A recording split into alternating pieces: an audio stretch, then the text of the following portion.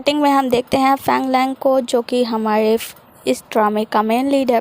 ये कहीं ट्रैवल कर रहे होते हैं और न्यूज़ सुन रहे होते हैं, जहां न्यूज़ में बताया जाता है कि एक यूएफओ जैसे किसी चीज़ को आकाश में देखा गया है। फिर हम देखते हैं कि इनके डॉक्टर का कॉल आता है और वो इनको बताते हैं कि अपना ध्यान रखना क्योंकि बारिश होने वाली है। तभी बात करते करते इनका ध्यान भटक जाता है और इनका एक्सीडेंट हो जाता है। एक्सीडेंट में इनको भारी चोट लग जाती है। फिर हम देखते हैं मिस्टर फैंग लैंग के पास एक लड़की आ रही होती है जिसने कुछ नहीं पहने होते हैं। ये एक एलियन होती है और फिर ये वहीं पर रखा हुआ एक चादर लपेट लेती है और मिस्टर फैंग लैंग के पास जाती है। फिर उनके सीने पर हाथ रखती है तो पता चलता है कि इसका हार्मोन्स जो है इस लड़की को अट्रैक्ट कर रहा होता है। ये कहती है कि ये कितना ज़्यादा हैंडसम है। फिर क्या करती है, उसको अपने जादू से ठीक करती है। उसके सारे चोट ठीक करने के बाद देखती है कि पीछे से एक गाड़ी में ब्लास्ट होने वाला है, तो उस ब्लास्ट को रोकने के लिए खुद ही बीच में आ जाती है। मिस्टर फैंग लैंग को बचाने के लिए बीच में आ जाती है, जिससे कि इस लड़की को बहुत ज़्यादा चोट लगता है और इसके मुंह से खून निकलता है और वो खून मिस्टर फैंग लैंग के हाथ पे आ गिरता है, जो कि नीले कलर का होता है। फिर इस लड़की को बहुत जोर का झटका लगता है और वो जाकर पानी में गिर जाती है। अगले सीन में हमें मिस्टर फैंग लैंग को दिखाया जाता है जिन्हें की होश आ गया होता है और इन्हें इनके डॉक्टर बता रहे होते हैं कि आपका एक्सीडेंट हो गया था पर आप बिल्कुल ठीक हैं, आपको कुछ नहीं हुआ है। फिर अगले सीन में हम देखते हैं उसी लड़की को जो कि पानी से बाहर निकलती है और बाहर निकलते ही वो देखती है वहाँ पे एक बूढ़े से अंकल बैठे होते हैं, तो उनसे जाके पूछती है कि ये कौन सी जगह है। मैं अर्थ पे खो गई हूँ और यहाँ के ग्रेविटी के कारण मेरी स्पेसशिप इस धरती पे आ गई है। और वो बूढ़े अंकल आओ देखते हैं ना, तो उस लड़की को देख के अजीब हालत में देख के डर जाते हैं और वहाँ से भाग जाते हैं। फिर जो लड़की होती है वहीं उनके चेयर पर बैठ जाती है, कुछ सोचने लगती है। तभी उन्हें एक आवाज़ आती है जो कि एक प्यारी सी टर्टल होती है। इस टर्टल का नाम होता है कुबरी।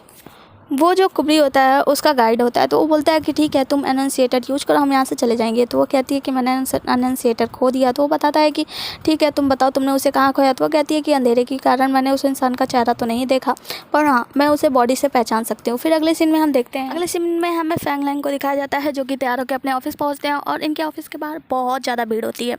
इनके ऑफिस के बाहर इनकी सारी एक्स गर्लफ्रेंड होती है जो कि इनसे शादी करने के लिए आई होती है। वो सब इन पर आरोप लगाती हैं कि मैं इनसे शादी करना चाहती हूँ, मतलब सब इनसे शादी करने के लिए तैयार होती हैं। और वहाँ बहुत सारे रिपोर्टर्स आए होते हैं। मिस्टर फैंग लैंग अपने ऑफिस पहुँचते हैं और किसी को कोई जवाब नहीं देते और फिर अपने ऑफिस रूम में जाने के बाद एक एक करके सभी लड़कियों को बुलाते हैं और उन सभी को उनकी मनपसंद चीज़ें दे देते हैं। मतलब किसी को ब्यूटिशियन का ऑफ़र, मतलब ऐसे ऐसे ऑफर्स देते हैं उन लोगों की कोई भी मना नहीं कर पाती और फिर सारी लड़कियाँ वहाँ से चली जाती हैं। अगले सीन में हम उसी एलियन लड़की को देखते हैं और एक प्यारे से टर्टल को देखते हैं, जो कि एलियन लड़की एक पेंटिंग बना रही होती है। मतलब वो इनसे इंसान की ड्राइंग बना रही होती है जिससे वो फर्स्ट टाइम में मिली थी एनन्सिएटर ढूंढने के लिए, और वो वाकया पेंटिंग बनाती है। मतलब ये जो ड्राइंग बनाती है उसमें उसका शक्ल तो होता ही नहीं है। अगले सीन में हमारी एलियन पहुंचती है मॉल में, जहाँ पे ये अच्छे अच्छे कपड़े ट्राई करती है। सारे कपड़े ट्राई करने के बाद फाइनली इसे एक ड्रेस पसंद में आता है जो कि एक दुल्हन का ड्रेस होता है। इस पहनने के बाद इसके तरफ कुछ गार्ड्स बहुत तेज़ी से आ रहे होते हैं। तब कुबरी बताता है कि यहाँ से भागो क्योंकि बिना किसी के पूछे उसका सामान लेना मतलब चोरी होता है। फिर हमारी हीरोइन वहाँ से भागने लगती है और भागने के बाद जब वो सड़क पे जाती है तो वो डर जाती है क्योंकि उसे याद आता है पहले दिन का वही इंसिडेंट जबकि इसे गाड़ी से लग गई थी जब ब्लास्ट हुआ था। तो फिर वो क्या करती है, वहीं पे बैठ जाती है और इसका टक्कर होने वाला रहता है गाड़ी से। तभी क्या करती है, अपने जादू से सब कुछ को वहीं रोक देती है। रोकने के बाद जिस गाड़ी को जो रोकती है हम देखते हैं कि वो फैंग लैंग की गाड़ी होती है और फैंग लैंग पूरा मूव कर रहा होता है, बस उसकी गाड़ी नहीं रुक रही होती, वो सब कुछ देख रहा होता है। फिर देखता है उसके सामने से हमारी हीरोइन उठती है और आराम से निकल जाती है। फैंग लैंग को अभी भी ये सब कुछ एक सपना लग रहा होता है। अगले सीन में हम देखते हैं मिस्टर फैंग लैंग किसी डॉक्टर से मिलने गए होते हैं, जहाँ पे हमें पता चलता है कि मिस्टर फैंग लैंग की मॉम की डेथ बारिश में हो गई थी। बारिश के कारण मिस्टर फैंग लैंग उन सभी लड़कियों से भूल जाते हैं जिनसे वो मिलते हैं, मतलब अपनी सारी गर्लफ्रेंड्स को बारिश के अगले दिन ही भूल जाते हैं क्योंकि इन्हें एमनेशिया नाम की एक बीमारी है। अगले सीन में हम हमारी एलियन गर्ल को देखते हैं जो कि उस जगह पे जाते हैं जहाँ पे बहुत सारे लड़के होते हैं, मस्कुलर मैन। वहाँ पे जाती है कि शायद यहाँ पे वो इंसान मिल जाए जिससे कि वो पहले दिन मिली थी।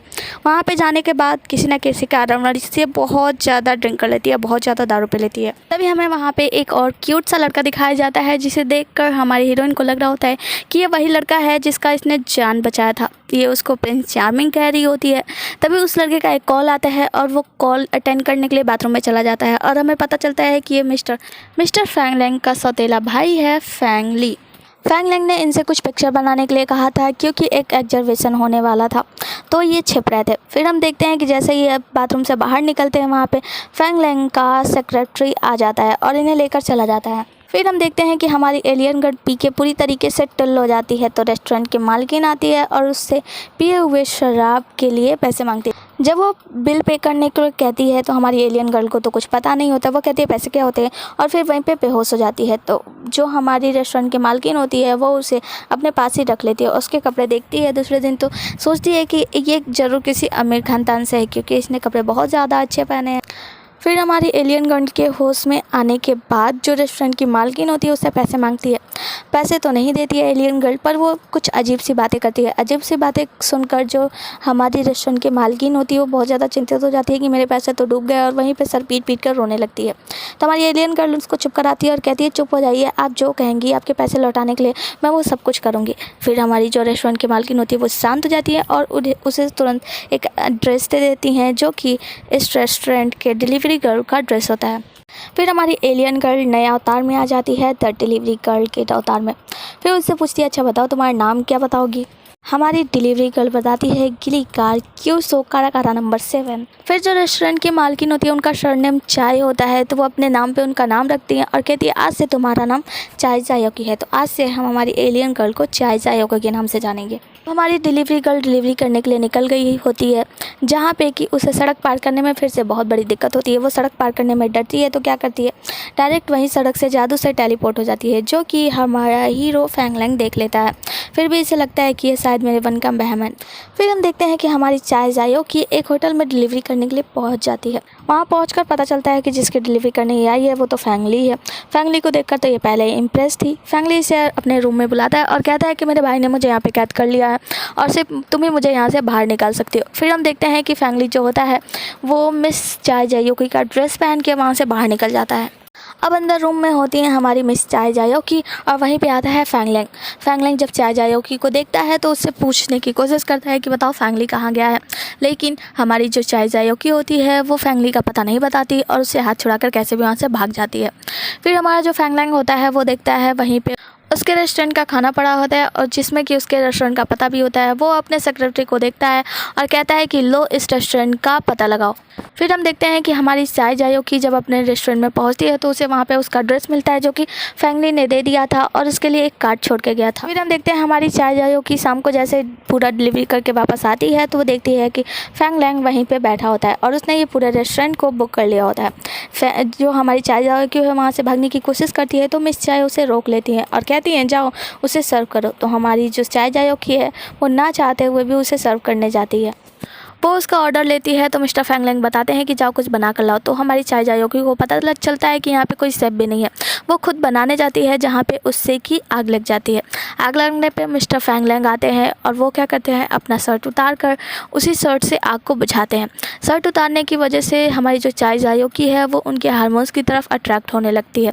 अट्रैक्ट होने के बाद मिस्टर फैंग लैंग उससे पूछ लेते हैं कि बताओ फैंगली कहाँ है, तो वो उसे सारी सच्चाई बता देती है। सारी सच्चाई जानने के बाद मिस्टर फैंग लैंग वहाँ से चले जाते हैं। तब हमारी चाय जायोकी को होश आता है कि ये मैंने क्या कर दिया। फिर वो क्या करती है डायरेक्ट वहाँ से टेलीपोर्ट होके मिस्टर फैंगली के पास चली जाती है। फैंगली के पास जाने के बाद वो उसे बताती है कि जल्दी भागो यहाँ से, तुम्हारा भाई आने वाला है। पर फैंगली कहता है कि तुम चिंता मत करो, यहाँ पे वो नहीं आ सकता, यहाँ पे मेरी इजाज़त के बगैर एक पत्ता भी नहीं हिलता। और फिर देखते हैं कि दोनों आराम से बैठ कर डिनर करने लगते हैं, जहाँ पे हमारी मिस चाय जायोकी उससे पूछती हैं क्या तुम इसी प्लेनेट से हो। तो उसे कुछ बातें अजीब तो लग रही होती हैं, पर फैंगली कहता है कि मैं भी तुम्हारी तरह दूसरे प्लेनेट से हूँ। तो कहती है कि हाँ, इसीलिए मुझे लगा था कि तुम इतना हैंडसम क्यों हो। फिर वो दोनों जब एक दूसरे से हाथ मिलाते हैं तो हम देखते हैं कि उसने ग्लव्स पहने हुए हैं। तो हमारा फैंगली पूछता है कि अच्छा बताओ तुमने ग्लव्स क्यों पहने हैं। तो बताती है कि हम जैसे एलियंस के स्किन बहुत ही ज़्यादा सेंसिटिव होती है, जब तुम मुझसे डायरेक्ट टच करोगे तो ज़रूर कुछ ना कुछ गड़बड़ हो सकती है। तभी हम देखते हैं कि वहाँ पे हमारा हीरो फैंग लैंग आ जाता है। फैंग लैंग को देखकर हमारी चाय जायोकी फिर से अट्रैक्ट होने लगती है। उसे उसके अंदर से अनन्सिएटर की महक आती है, वो उसके तरफ अट्रैक्ट होने लगती है। तभी हम देखते हैं कि चाय जायोकी को पता लगता है कि अनन्सिएटर अभी इसके पास नहीं है, तो वो वहाँ पे उसका पैर पकड़कर नाटक करने लगती है कि मुझे भी फैंगली के साथ में रहना है। ऐसा देखकर फैंगली अपने भाई के पास आता है और हमें लगता है कि फैंगली अब अपने भाई से लड़ाई करेगा। और फिर अचानक से उसके पैरों में गिर जाता है और कहता है हाँ प्लीज़ इसे भी अपने साथ घर ले चलो। फिर हम देखते हैं कि ये तीनों लोग घर पहुँच जब सब लोग अपने अपने कमरे में चले जाते हैं तो हमारी हीरोइन निकलती है अपने मिशन पे, यानी अपना अनन्सिएटर ढूंढने के लिए। और वो देखती है मिस्टर फैंग लैंग को नहाते हुए। वो मिस्टर फैंग लैंग को देखकर बहुत ही ज़्यादा अट्रैक्ट हो रही होती है और फिर वहाँ से भाग जाती है। फिर पूरे घर में ढूंढने के बाद वो एक कमरे में जाती है जो कि मिस्टर फैंग लैंग के जस्ट बगल में ही होता है। मिस्टर फैंग लैंग जैसे ही बाहर आते हैं, हमारी हीरोइन वहाँ से भागकर अपने कमरे में चली जाती है। पर मिस्टर फैंग लैंग को थोड़ा सा शक हो गया होता है। मिस्टर फैंग लैंग सोचते हैं कि शायद ये उनका वहम होगा और फिर वो अपने कमरे में सोने चले जाते हैं। उनके जाने के बाद मिस चायजायोकी अपने काम पर फिर से निकलती हैं और उनके रूम में जाकर चारों तरफ एनन्सिएटर ढूंढने लगती हैं। चारों तरफ ढूंढने के बाद जब उन्हें नहीं मिलता है तो वो मिस्टर फैंग लैंग के पास जाती हैं और उनके बॉडी को स्कैन करने ही वाली होती हैं। तभी मिस्टर फैंग लैंग जाग जाते हैं और उनका हाथ पकड़कर बेड पे पटक देते हैं, उनके ऊपर बैठ जाते हैं और कहते हैं कि तुमने मेरे घर में से क्या चुराया बताओ। मिस चायजायोकी कहती है मैंने कुछ नहीं चुराया, चाहो तो मैं तुम्हें अभी जांच करवा सकती हूँ। और वो अपने कपड़े उतारने लगती हैं। ऐसा करते देख मिस्टर फैंग लैंग बहुत ही ज़्यादा शर्मा जाते हैं और उठकर खड़े हो जाते हैं और फिर अपने सिक्योरिटी को कॉल करते हैं। मिस चायजायोकी वहाँ से भागने की यानी कि टेलीपोर्ट होने की बहुत कोशिश कर रही होती हैं, पर उनका जादू मिस्टर फैंग लैंग के सामने काम नहीं करता। फिर हम देखते हैं कि मिस्टर फैंग लैंग चायजायोकी को उसी समय रात को ही उससे घर से बाहर निकलवा देते हैं। अगले सीन में हम देखते हैं कि मिस्टर फैंग ली उठते हैं और उन्हें जब पता चलता है कि मिस चायजायोकी रात को यहाँ से चली गई तो वो अपने भाई से नाराज़गी जताते हैं। मिस्टर फैंग लैंग कहते हैं कि मुझे कुछ नहीं पता, बस इतना जान लो कि तुम चायजायोकी को डेट नहीं कर सकते, और वो वहाँ से चले जाते हैं। अगले सीन में हम मिस्टर फैंग लैंग के सौतेली माँ को देखते हैं, जहाँ हमें पता चलता है कि इनकी सौतेली माँ इन्हें बिल्कुल पसंद नहीं करती और वो चाहते हैं कि कंपनी का पूरा कारभार जो है मिस्टर फैंग ली संभाले। इसलिए हमें पता लगता है कि यहाँ पे जो उनके मामा या चाचा जो भी होते हैं वो पता लगाए होते हैं कि मिस्टर फैंग लैंग को एमनेसिया नाम की बीमारी है, जिसके चलते इन्होंने एक प्लान बनाया है। जल्दी ही वो फैंग लैंग को कंपनी से बाहर निकाल देंगे। इन लोगों ने मिस्टर फैंग लैंग के खिलाफ सबूत इकट्ठा करने के लिए एक जू नाम की लड़की को बुलाया होता है। अगले सीन में हम मिस चायजायोकी और उस रेस्टोरेंट की ओनर मिस चाय को देखते हैं, जो कि उसे बताती हैं कि हमारे रेस्टोरेंट को कल बहुत ही ज़्यादा फ़ायदा हुआ, और उसे एक एग्रीमेंट देते हुए कहती हैं तुम जाओ और मिस्टर फैंग लैंग से इस एग्रीमेंट पे साइन करवा लो। इस एग्रीमेंट के अनुसार हमें उनके स्टाफ को टिफ़िन भेजना होगा।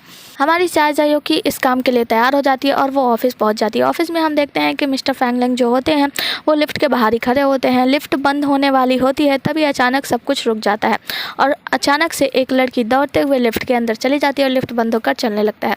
फिर सब कुछ नॉर्मल होता है तो हमारे फैंग लैंग को लगता है कि शायद ये सब कुछ मेरा हेलोजिनेशन ही था, और हम देखते हैं कि मिस चायजायोकी ऑफिस में पहुंचती हैं, जहाँ पे मिस्टर फैंग लैंग के ऑफिस में जाने के बाद वो उस ऑफिस को अपना घर समझ लेती हैं और चारों तरफ ढूंढने लगती हैं अपना अनन्सिएटर।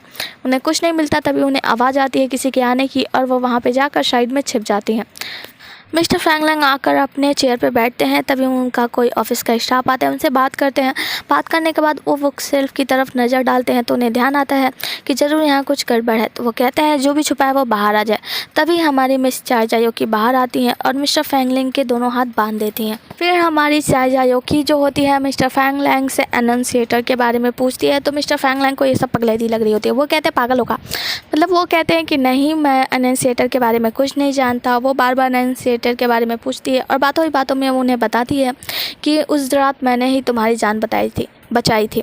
तो मिस्टर फैंग लैंग जो होते हैं इस बात पे भरोसा नहीं करते, क्योंकि उस रात वहाँ पे कोई नहीं था। फिर तभी हम देखते हैं कि वहाँ पे एक अंकल आते हैं और अंकल के आने पर जो हमारे फैंग लैंग होते हैं मिस चायजायोकी को टेबल के नीचे छिपा देते हैं।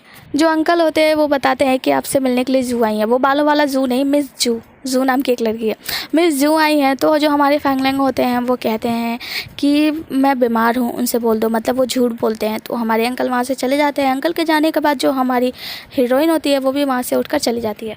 फिर हम देखते हैं कि जो हमारे अंकल होते हैं वो मिस जू से जाके कहते हैं कि वो बीमार है। तो मिस जू को पता चल जाता है कि अंकल जी जो हैं वो झूठ बोल रहे हैं, तो फिर मिस जू वहाँ से चली जाती हैं। हम देखते हैं कि जो हमारी मिस जू होती है वो बहुत ही ज़्यादा अड़ियल होती हैं और वो जाकर मिस्टर फैंग लैंग के गाड़ी की कांच को तोड़ देती हैं। जहाँ पे हमारे फैंग लैंग जो होते हैं उन्हें हम देखते हैं कि वो रिसर्च डिपार्टमेंट गए होते हैं। ब्लू स्टोन के बारे में पता लगाने के लिए। तभी उन्हें एक कॉल आता है जहाँ पे उन्हें पता चलता है कि उनके गाड़ी की कांच टूट चुकी है, तो वो बाहर जाते हैं। जब मिस्टर फैंग बाहर जाते हैं तो उन्हें पता चलता है कि मिस जू ने उनके गाड़ी की कांच तोड़ दी। मिस जू क्या करती हैं कि उन्हें एक ब्लैंक चेक देती हैं और कहती हैं मेरे मॉम डैड ने तुम्हारे साथ ब्लाइंड डेट फिक्स करी थी, मैं बस एक बार तुम्हें देखना चाहती थी, और वो वहाँ से चली जाती हैं। अगले सीन में हम मिस्टर फैंग ली को देखते हैं जो कि पेंटिंग बना रहे होते हैं। तभी उन्हें एक मैसेज आता है और वो मैसेज होता है मिस जू का, जहाँ पे मिस जू का मैसेज पढ़ने के बाद मिस्टर फैंगली जो होते हैं अपने पुराने यादों में खो जाते हैं, जहाँ पे वो और मिस जू एक साथ बहुत ही ज़्यादा खुश थे और अब एक टाइम पे उनका ब्रेकअप हो चुका था। अगले सीन में हम देखते हैं कि मिस चाय जायोकी और मिस चाय दोनों आपस में एक दूसरे से बात कर रही होती हैं। तभी वहाँ पे मिस्टर फैंगली आ जाते हैं और वो और मिस चाय जायोकी दोनों मिलकर साथ में बातें करते हैं, खाना खाते हैं और बहुत ज़्यादा ड्रिंक कर लेते हैं। बहुत ज़्यादा ड्रिंक करने के बाद मिस्टर फैंगली को चाय जायोकी में वही मिस जू दिखने लगती हैं और वो उनके हाथ को टच करने लगता है और उस वक्त मिस चाय जायोकी ने अपने ग्लव्स नहीं पहने हुए होते तो उनके बॉडी में कुछ ना कुछ होने लगता है। फिर वो वहाँ से उठकर बेसमेंट की ओर भाग जाती हैं। फिर हम देखते हैं मिस्टर फैंगलैंग को जो कि मिस्टर फैंगली के बारे में चिंतित होते हैं और वो उनका लोकेशन ट्रेस करके उसी रेस्टोरेंट में पहुंच जाते हैं। रेस्टोरेंट पर जाने के बाद मिस चाय जो होती हैं वो उन्हें अंदर जाने की परमिशन नहीं देती क्योंकि मिस्टर फैंगली ने पूरा रेस्टोरेंट बुक करा रखा था। तो मिस्टर फैंगलैंग बताते हैं कि वो मेरा ही भाई है तो उन्हें जाने की इजाज़त देती हैं। जब वो अंदर जाते हैं मिस्टर फैंगलैंग तो वो देखते हैं कि मिस्टर फैंगली जो होते हैं वो ज़मीन पर पड़े होते हैं। मिस्टर फैंगली जो होते हैं वो पूरी तरीके से टुल्लू हो गए होते हैं, वो वहीं पे बेहोश होते हैं। और फिर हम देखते हैं कि मिस्टर फैंगलैंग आगे बढ़ते हैं तो आगे उन्हें पता चलता है मिस चाय जायोकी की हालत बहुत ही ज़्यादा ख़राब होती है और वो ठंड से काँप रही होती है। मिस्टर फैंगलैंग बहुत ज़्यादा डर जाते हैं और वो एम्बुलेंस को कॉल करने लगते हैं। मिस चाय जायोकी जो होती है वो उन्हें कॉल करने से मना कर देती हैं और मिस्टर फैंगलैंग को पकड़ लेते हैं। मिस चाय जायोकी को मिस्टर फैंगलैंग बहुत ही ज़्यादा गर्म लग रहे होते हैं तो उन्हें पकड़ कर उनसे कहती हैं कि तुम कितने ज़्यादा गर्म हो और मिस्टर फैंगलैंग जो होते हैं उन्हें अपने आप से दूर करते हैं। मिस चाय जायोकी उनसे दूर नहीं होती बल्कि उन्हें पकड़कर उन्हें किस कर लेती हैं। फिर सुबह हो जाती है। हम देखते हैं मिस्टर फैंगलैंग और चाय जायोकी वहीं पे सोए होते हैं और हम देखते हैं कि वहीं पे मिस चाय आती हैं। इन दोनों को ऐसे देख के थोड़ा सा एक्साइटेड हो जाती हैं और फिर इन दोनों की कुछ तस्वीरें निकाल लेती हैं। फिर जैसे ही इन दोनों की आंखें खुलती है मिस्टर फैंगलैंग पूछते हैं कि तुम्हें इतनी ठंड क्यों लग रही थी। तो मिस चाय जायोकी पहले तो डर जाती हैं, फिर कहती है कि मैं फ्रीजर के पास चली गई थी इसीलिए मुझे ठंड लग गई थी। मिस्टर फैंगलैंग समझ जाते हैं कि वो झूठ बोली है। तभी उनका एक कॉल आ जाता है और वो वहाँ से कह के जाते हैं कि तो फैंगली से दूर रहे हो। फिर हम देखते हैं कि मिस चाय जायोकी को लेकर जाती हैं और दोनों बात करती हैं। तभी मिस चाय उन्हें उन दोनों की पिक्चर दिखाती है। फोटो देखकर मिस चाय जायोकी सोचती हैं कि क्या फैंगलैंग को मेरी लो टेम्परेचर से डर नहीं लगता और फिर वो फ़ोटोज़ डिलीट कर देती हैं। फिर हम देखते हैं कि मिस्टर फैंगली से कहते हैं कि तुम चाय जायोकी से नज़र हटाओ और अपने पेंटिंग पर ध्यान दो। फैंगली जो होता है वो पेंटिंग ना करने के बहाने बना रहा होता है तो फैंगलैंग जो होता है उससे छोटी सी लड़ाई करता है जिस लड़ाई में फैंगलैंग की जीत हो जाती है। अब फैंगलैंग उसे पकड़ के बाहर ला रहा होता है। तभी हम देखते हैं कि दूसरी तरफ से चाय जायोकी आ रही होती है ये सोचते हुए कि मैं देखूं कि फैंगलैंग भी कहीं एक एलियन तो नहीं है। वो उसे टच करके देखना चाहती है कि कहीं ऐसा तो नहीं कि ये भी कोई जासूस है और जैसे उसे पकड़ती है फैंगली को चांस मिल जाता है और फैंगली वहाँ से भाग जाता है। फैंगली के जाने के बाद फैंगलैंग उसे छुड़ाने की कोशिश करता है और नहीं छुड़ा पाता तो उसे क्या करता है दीवार में लगा देता है और पूछता है कि बताओ तुम क्या कर रही हो। तो वह कहती है कुछ नहीं और फिर अपना जादू इस्तेमाल करने की कोशिश करती है। जहाँ पे ये जादू इस्तेमाल नहीं कर पाती तो उससे पूछती है क्या तुम कैप्टन के कोई जासूस हो और क्या तुम्हारा एनाउंसिएटर से कुछ लेना देना है। ये सब कुछ वहाँ पे सारे वर्कर्स देख रहे होते हैं। फिर हमारे मिस्टर फैंगलैंग कहते हैं कि क्या तुम पागल हो, तुम्हारा दिमाग सही ठिकाने पे नहीं है। तो मैं तुम्हारी ज़बान में तुम्हें समझा रहा हूँ कि तुम मेरे बीच में ना पड़ो और यहाँ से चली जाओ। मिस्टर फैंगलैंग वहाँ से चले जाते हैं तो हम देखते हैं कि मिस चाय जायोकी बहुत ही उदास होती है, सड़क पे जा रही होती है। फिर हम देखते हैं कि मिस चाय जायोकी वहीं पे यानी मिस्टर फैंगली के पास पहुँचती है। मिस्टर फैंगली उन्हें एक जगह बैठा कर उनके सर पे सेब रख कर और उनका एक पोर्ट्रेट बनाते हैं।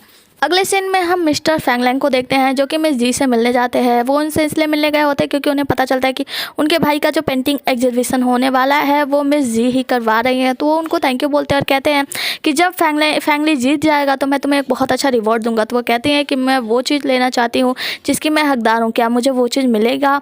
तो मिस्टर फैंगलैंग ये सब सुनकर उन्हें लगता है कि मैं पहले भी इनसे मिल चुका हूँ। तो मिस जी कहती हैं कि ये हमारी सिर्फ सेकेंड मीटिंग है। फिर हमें फैंगली को दिखाया जाता है जिसकी पोर्ट्रेट बनकर तैयार हो गई होती है और मिस चाय जायोकी को वो पोर्ट्रेट दिखाता है और वो पोर्ट्रेट बहुत ही गजब होती है। फिर उस पोर्ट्रेट को ठीक करने के बहाने वो क्या करता है, रंग लेता है और मिस चाय जायोकी के लिप्स पे लगाने लगता है जो कि मिस चाय जायोकी को बहुत ही ज़्यादा पसंद आती है और वो हंसने लगती हैं। अगले सीन में हम मिस्टर फैंगली और उनकी माँ को देखते हैं जहाँ पे उनकी माँ उनसे कहती हैं कि तुम जल्दी से बिजनेस को संभाल लो वरना तुम्हारा भाई फैंगलैंग पूरी कंपनी को हड़प लेगा। ऐसा बोलने से मिस्टर फैंगली मना करते हैं। उनकी माँ बोलती है तो वो गुस्से में वहाँ से चले जाते हैं। उनके जाने के बाद उनका वॉलेट वहीं पे गिर जाता है तो उनकी माँ देखती हैं उनके वॉलेट में उनके बेटे फैंगली और मिस जू की तस्वीर होती है। ये देखकर वो ये सारी बातें अपने भाई को बताती हैं। अगले सीन में हम मिस्टर फैंग लैंग को देखते हैं, जिनको कि वही पोर्ट्रेट मिलता है जो कि मिस्टर फैंग ली ने मिस चाय जायोकी को देखकर बनाया था। ये बात उन्हें बिल्कुल अच्छी नहीं लगती और वो मिस चाय जायोकी को काम पे लगाते हैं कि वो हमारे यहाँ खाना डिलीवर करने आए। ये बात वो अपने सेक्रेटरी से कहते हैं।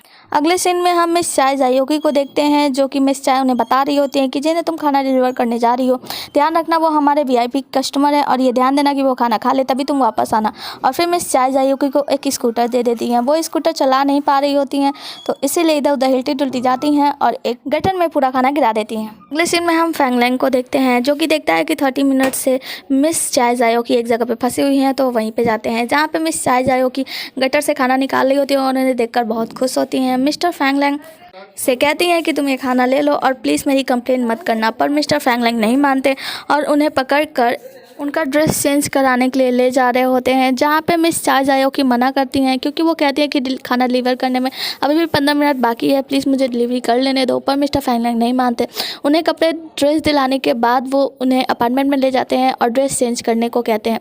वो अंदर जाती हैं उन ज़बरदस्ती नहाने के लिए, पर वो जल्दी से नहा कर खाना लेकर निकल जाती हैं। फिर हम देखते हैं कि वो टाइम पर जल्दी पहुँचने के लिए क्या करती हैं, सभी चीज़ों को पॉज कर देती हैं, जहाँ पर हम देखते हैं कि मिस्टर फैंग लैंग अभी भी पॉज नहीं हुए होते हैं और वो दौड़कर बाहर जाते हैं। बाहर वो देखते हैं कि मिस चाय जायोकी मूव कर रही होती हैं, तो उन्हें रोकते हैं और उनसे कुछ पूछने की कोशिश करते हैं। मिस चाय जायोकी वहीं पे पॉज होने का नाटक करने लगती हैं और फिर जैसे तैसे वहाँ से पीछा छुड़ा के भाग जाती हैं। फिर हम मिस्टर फैंग लैंग को देखते हैं, जो कि ये चेक करने के लिए कि वो चाय जायोकी थी या नहीं, उस कमरे में जाते हैं जहाँ पे वो नहा रही होती हैं और फिर वो नाटक करने लगती हैं कि तुम चाहते थे, तुम मुझे देखना चाहते थे, इसीलिए तुम अंदर आए।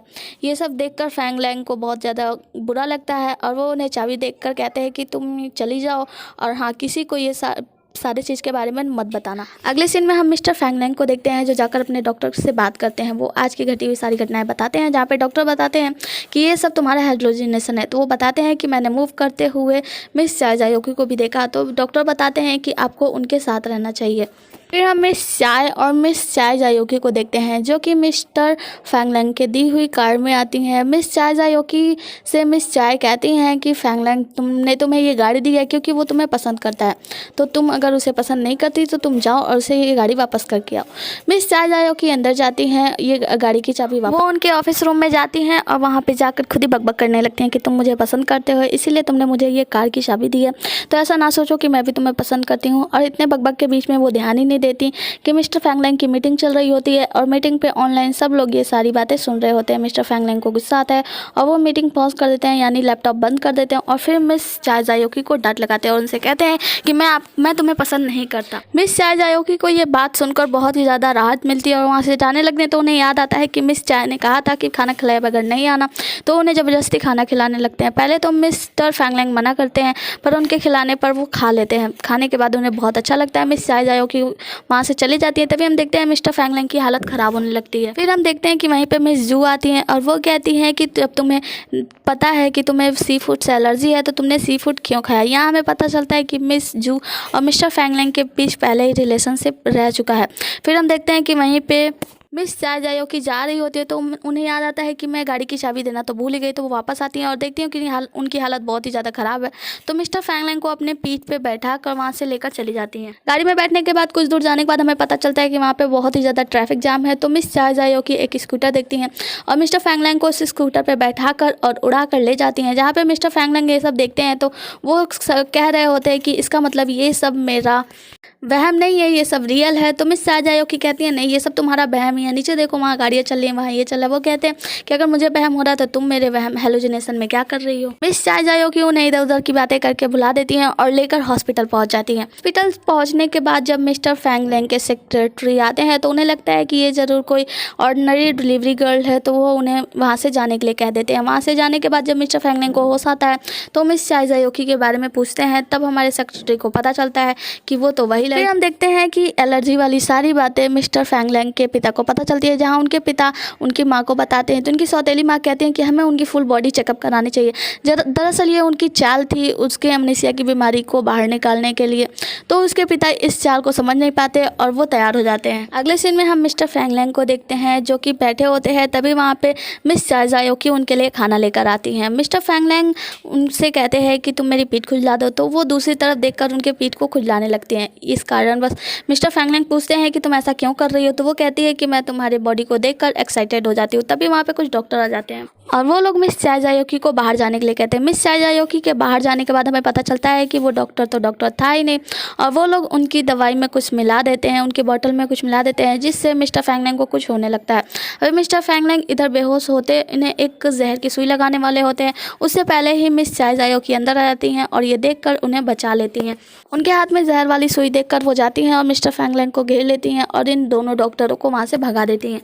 जिसके बाद मिस्टर फैंग लैंग मिस चाय जायोकी का हाथ पकड़ लेते हैं, उन्हें सॉरी बोलते हैं और उनके कंधे पर ही सो जाते हैं। अगले सीन में हम मिस चाय और मिस चाय जायोकी को देखते हैं, जहाँ पे मिस चाय जायोकी बताती हैं कि हमारे खाने की वजह से मिस्टर फैंग लैंग की तबीयत खराब हो गई है। तो मिस चाय कहती हैं कि अगर इसके बारे में मीडिया को पता चल गया तो हमारा रेस्टोरेंट बंद हो जाएगा। तो तुम एक काम करो कि जाकर मिस्टर फैंग लैंग के साथ वक्त बिताओ, उनका ख्याल रखो। मिस चाय जायोकी अपना सामान लेकर मिस्टर फैंग लैंग के पास चली जाती हैं, जहाँ पे कि उनके सिक्योरिटी गार्ड्स अंदर जाने नहीं देते, पर मिस्टर फैंग लैंग जो होते हैं उन्हें अंदर आने की अनुमति दे देते हैं। और मिस्टर फैंग लैंग को ये देखकर बहुत ही ज़्यादा खुशी होती है। फिर हम देखते हैं कि मिस चाय जायोकी वहीं पे नीचे सोई होती हैं। सोई क्या होती हैं, बल्कि मिस्टर फैंग लैंग को निहार रही होती हैं।